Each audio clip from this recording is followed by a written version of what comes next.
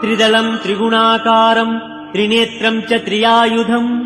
त्रिजन्म पापसंहारम् एकबिल्वम् शिवार्पणम्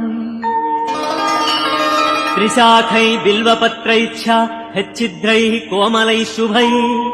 तव पूजाम् करिष्यामि एकबिल्वम् शिवार्पणम् कोटिकन्या महादानम् तिलपर्वतकूटयः काञ्चनम् शैलदानेन एकबिल्वम् शिवार्पणम्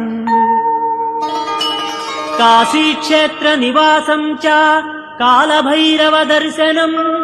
प्रयागे माधवम् दृष्ट्वा एकबिल्वम् शिवार्पणम् इन्दुवारे व्रतम् स्थित्वा निराहारो महेश्वरा नक्तम्